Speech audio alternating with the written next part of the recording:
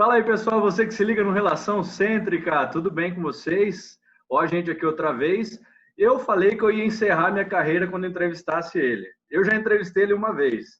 Eu tô teimando e vou entrevistar de novo. Olha que honra minha, cara. Acho que agora eu vou parar de vez, viu? Com vocês, o doutor Fabrício Valarelli. Que honra, hein, Fabrício? Te receber de novo aqui no Relação Cêntrica. Olá, Renzo, obrigado.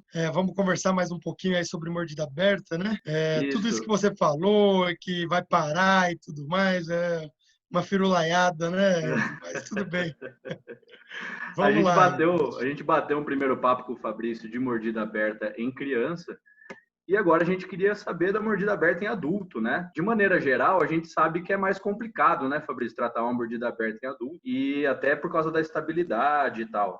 Que a gente pode falar de entrada da mordida aberta em adulto? Na verdade, isso que você falou, Renzo, é importante. Realmente, o tratamento da mordida aberta no paciente adulto ou na dentadura permanente, de uma forma geral, ela pode ser muito mais complexa do que numa fase precoce. Isso porque quanto mais tempo vai existindo a mordida aberta no paciente, mais vai comprometendo o aspecto esquelético do paciente, né?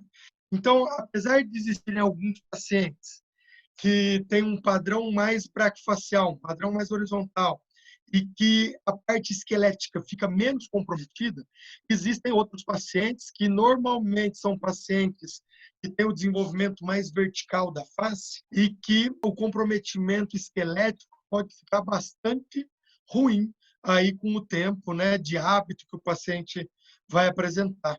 Então, isso tudo vai levar a uma mordida aberta mais esquelética ao final do crescimento do paciente. É isso que a gente tem que diagnosticar. E como que a gente pode diagnosticar, Fabrício, se a mordida aberta é dentária ou esquelética? Basicamente, Renzo, por duas características. Uma é a forma anatômica da mordida aberta anterior.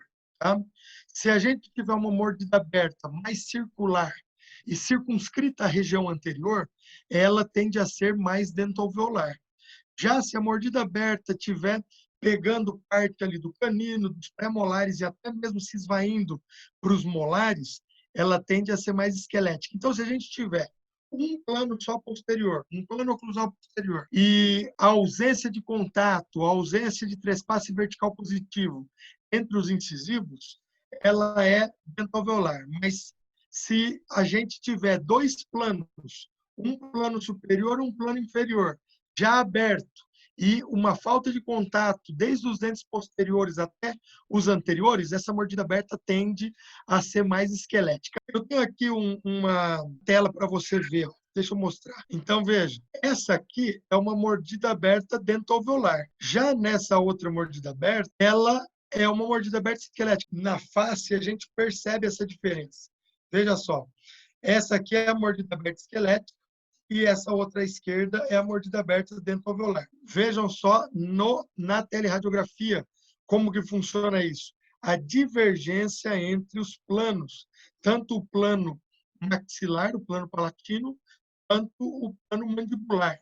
Né? São mais Então, a gente vê acentuados, né? isso, a gente vê uma divergência entre os planos. E normalmente aqui o padrão mais horizontal. E olha só o que acontece então. Na mordida aberta esquelética, nós temos um plano palatino girado no sentido anti-horário e um plano mandibular girado no sentido horário. Isso faz com que haja dois planos oclusais, um superior e um inferior. Já na mordida aberta dentoalveolar, a gente tem a falta de contato entre os dentes anteriores, ou a falta de trespasse vertical positivo entre os dentes anteriores. Ok? Muito bem. Aí a gente recebeu esse paciente lá no consultório, a gente diagnosticou se é dentária ou esquelética a nossa mordida aberta. E aí, como tratar? Compensatoriamente ou cirurgicamente? Na verdade, Renzo, nós vamos depender de alguns fatores para ter essa decisão pelo plano de tratamento, né? Primeira coisa que a gente deve avaliar é que qual é a queixa e qual é a expectativa do paciente em relação ao tratamento. Muitos pacientes extremamente verticais ou bastante dólico-faciais ou bastante hiperdivergentes, tem a queixa de selamento labial. Então, o paciente quer selar o lábio. O paciente quer mostrar menos gengiva no sorriso. E isso já faz a gente pensar, então, numa cirurgia ortognática, certo? Por quê? Se o paciente deseja a mudança da sua face, é interessante que a gente promova essa mudança da face. E o tratamento ortodôntico apenas, o tratamento compensatório apenas nesse tipo de paciente, provavelmente não vai promover os resultados que ele está almejando. Então, para esse tipo de paciente, é interessante o tratamento cirúrgico, justamente porque vai ao encontro do desejo do paciente, né? Do que o paciente deseja em relação ao seu tratamento. Agora, para aquele paciente que não tem nenhuma queixa em relação à face, aquele paciente que não tem nenhum problema em relação em relação ao seu selamento labial, em relação à exposição da gengiva, aquele paciente que não deseja alterar a sua característica facial, você pode fazer o tratamento compensatório, né? E aí que vem bastante dúvidas. Por quê? E aí outras pessoas, você então vai causar muito mais sequelas, muito mais custo biológico no paciente, para o paciente. E aí é o que a gente fala, também não sabemos, tá? Porque quando nós vamos descompensar os casos que vão ser tratados cirurgicamente, nós também temos a tendência de causar um grande custo biológico, uma grande sequela. E, basicamente, a sequela que a gente está falando é reabsorção radicular e recessão gengival, assim como quando nós compensamos mais ainda os dentes, principalmente no sentido vertical, para fecharmos a mordida aberta do paciente adulto. Então, a gente vai primeiro precisar saber o que o paciente quer, né? Se ele quer mudar em perfil ou não. Exato. Essa é a principal premissa aí. Nós temos que saber qual é a expectativa do paciente em relação ao tratamento. Porque se for tratar a face, aí sim nós devemos pensar com bastante carinho no procedimento cirúrgico. Nós devemos mostrar para o paciente qual vai ser a melhora da face do paciente quando ele fizer o procedimento cirúrgico. Mas não necessariamente oferecer o procedimento cirúrgico por maior estabilidade ou por menores sequelas, porque aí já é uma inverdade. E beleza, aí diagnosticamos uma mordida aberta esquelética. O melhor tratamento é o cirúrgico? Ou nós vamos bater nessa tecla que realmente a gente precisa saber a queixa do paciente, a expectativa do paciente? Sim, veja, quanto maior for a discrepância esquelética no paciente e quanto maior for a discrepância oclusal entre os dentes do paciente, maior é a tendência de você ir para um tratamento cirúrgico, certo? Sim. Agora, tudo isso vai depender da expectativa que o paciente tem em relação ao resultado do tratamento. Porque existem alguns casos em que o paciente não deseja modificação da face e você tem uma discrepância que não é tão grande assim. Até mesmo, Renzo, em pacientes que apresentam grandes discrepâncias esqueléticas, grandes discrepâncias oclusais, mas não desejam submeter ao tratamento cirúrgico, eu tenho feito o tratamento compensatório e a gente tem adquirido aí resultados bastante favoráveis, tá? Então, por maior que a gente tenha essas discrepâncias, a gente consegue fazer, sim, um tratamento compensatório. Sim, sim, a gente consegue fazer. Obviamente que nós vamos fazer uma análise antes do paciente para verificar alguns fatores que podem estar envolvidos com aumento de sequela no periodonto e nos dentes do paciente. Então, basicamente, não é a sequela do tratamento que me faz indicar o tratamento cirúrgico ou compensatório. E também não é a estabilidade que me faz indicar o tratamento cirúrgico ou compensatório. Eu indico o tratamento cirúrgico quando o paciente deseja a alteração facial.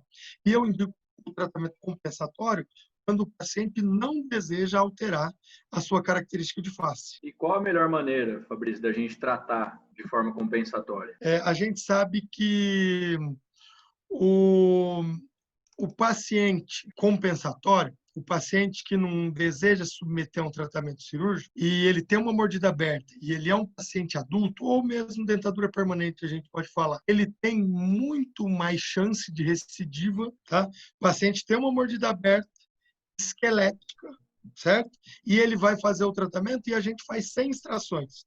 Porque o paciente tem um perfil reto, o paciente não pode sofrer retração, então a gente não pode extrair. Se a gente não puder extrair, o que vai acontecer? O paciente tem 39% aí de chance de recidivar, ou 39% dos pacientes recidivam. Tá? Para você ver que é 4 em cada 10. É alta a taxa de recidiva. E hoje em dia a gente tem aí um certo protocolo para ser utilizado nesses tipos de tratamento, certo?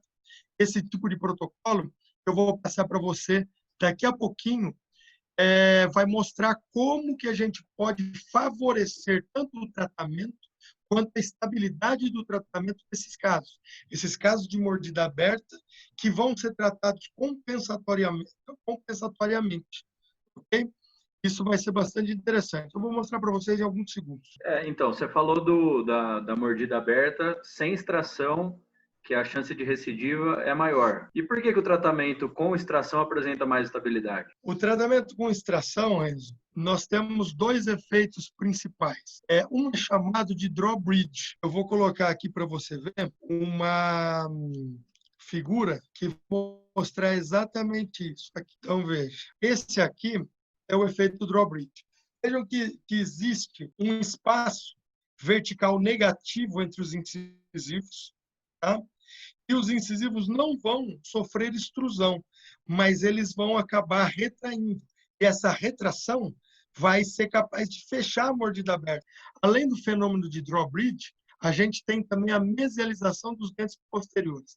Então, a mesialização dos dentes posteriores tem a tendência de gerar uma giroversão anti-horária da mandíbula e isso vai favorecer o fechamento também da mordida aberta. Então, a gente fala que o tratamento com extração provoca resultados mais estáveis. Então, Fabrício, como que a gente pode fazer, quais as estratégias que a gente pode utilizar para a gente realizar um tratamento com estabilidade? Então, Renzo, nesse tempo que eu, o Dr. Guilherme e mais algumas pessoas aí de um grupo vínhamos estudando a mordida aberta, nós vimos alguns fatores relevantes em relação à maior estabilidade do tratamento. Então, a gente elaborou um certo protocolo para ser utilizado para esses pacientes que têm mordida aberta esquelética e que não vão fazer o caso cirurgicamente. Vou mostrar aqui para vocês. Ó. Deixa eu compartilhar a tela. Olha lá. Então, basicamente, são essas as estratégias. Ó. Mas vindo de você e do Dr. Guilherme Johnson, com o know-how que vocês têm, a gente acredita de olho fechado, né, chefe? Mas, Fabrício, fala uma coisa para mim. Acho que de um tempo para cá, se teve alguma mudança significativa na ortodontia, foi a questão dos mini implantes, né, a ancoragem esquelética.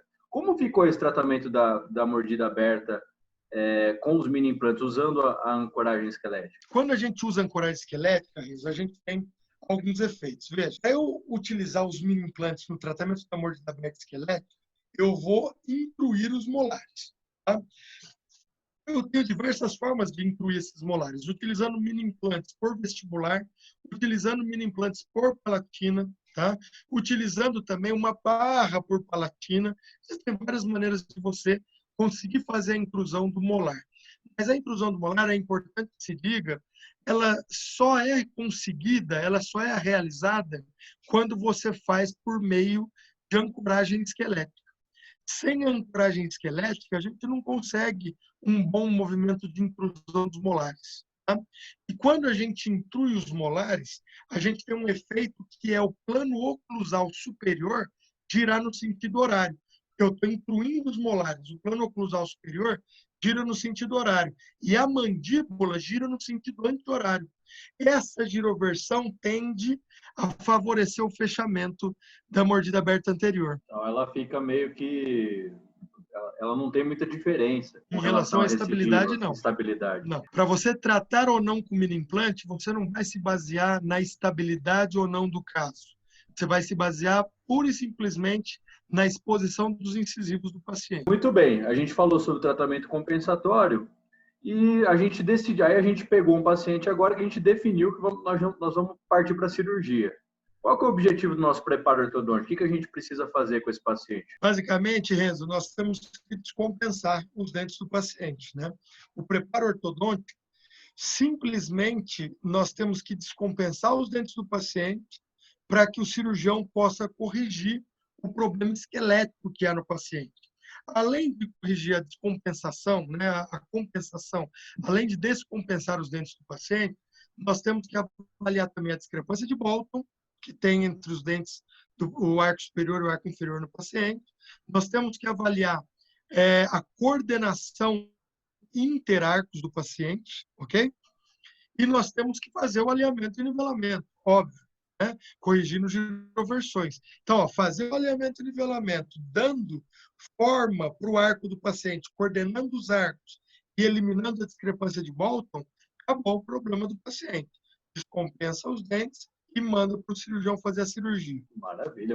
A gente tem que até tomar cuidado com isso, né? Porque às vezes a gente promete muita coisa antes de começar o tratamento e às vezes a pessoa quer uma mudança de perfil e a gente não vai fazer isso trabalhando de forma compensatória. Né? Sim, sim. Temos que prestar bastante atenção nisso. Beleza, é isso aí, pessoal. Acho que a gente abordou bastante aí o tema de mordida aberta em adulto. O Fabrício deixou bem claro aí toda essa explanação que ele deu.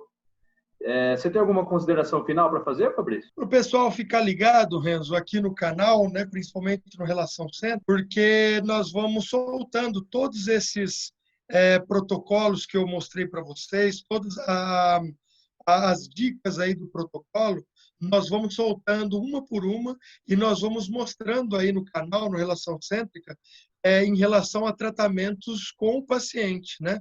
Nós vamos mostrar vários exemplos de pacientes e vamos mostrar o tratamento determinante que conseguiu realizar o tratamento compensatório nesses pacientes. Então, é para ficar ligado que nós estamos gravando, né, Renzo? E vamos mostrar, vamos colocar à disposição do público logo, logo. É isso aí, pessoal. Se liguem no nosso canal, se inscrevam no nosso canal, avisem aí os colegas. Eu tenho certeza que vai ajudar vocês dentro do consultório.